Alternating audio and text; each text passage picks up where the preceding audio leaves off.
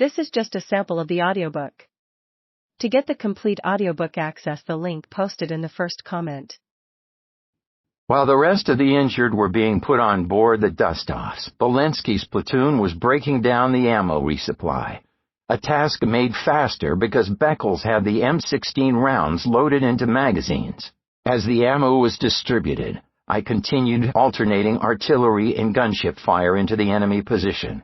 The same Air Force forward air controller who had supported us in our last fight came on the net with his usual calm drawl, saying, "You guys in trouble again? Don't you know it's the Christmas season? Let's see if we can deliver the gooks a little present of napes and 500-pounders.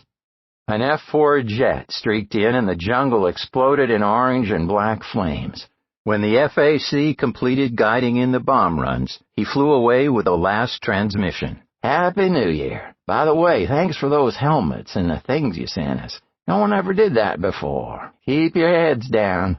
It had now been over 6 hours since the initial contact with the gook in the spider hole. Darkness was closing around us as I reported to battalion that we would continue to put in artillery all night and go back in the next morning. 29th of December, 1969. Moved back in after airstrike. Blue bunkers. 22. Sent in documents. Moved north. Was ambushed again. 1 WIA Sergeant Blyman. Night in same area. At daylight, a different Air Force forward air control put in another sortie of F-4s on the enemy position. We followed right behind, finding the familiar bombed and burned bunkers now abandoned by the gooks. The complex was not large, but the reason for the gooks' staunch defense became obvious as we swept through the fortification. Fresh dirt and logs told us the bunkers were only a week old. Our discovery of the new complex had apparently made the gooks mad enough to stand and fight. They had lost at least 7 men in their efforts, and the evidence of blood trails along their paths of retreat indicated many more. Bravo soldiers were soon gathering up the usual weapons, equipment, and documents. The most interesting find was a small thatched hooch equipped with a barber chair, hand clippers, scissors, and a small mirror.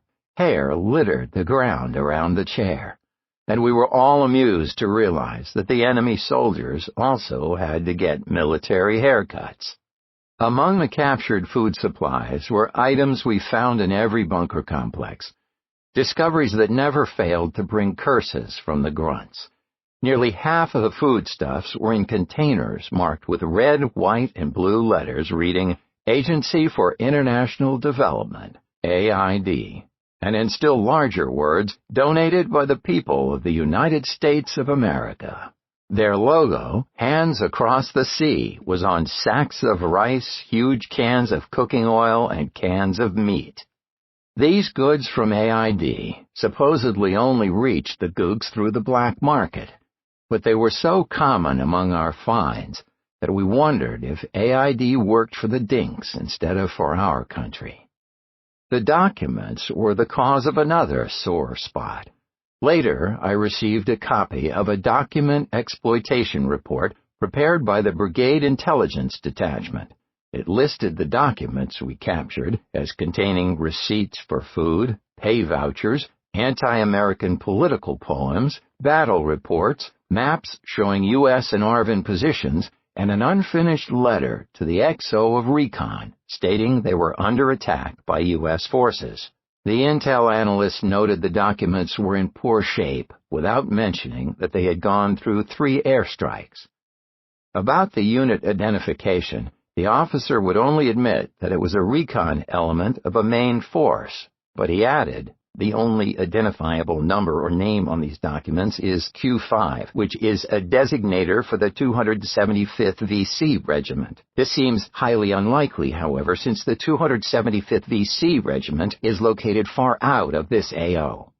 After reading the report, I sent a message to McGinnis asking him, in his role as S2, to pass along my instructions for the Brigade Intelligence Detachment to go fuck themselves, because that unit sure as hell was in our AO, and they now numbered 7 less and were without a barber shop.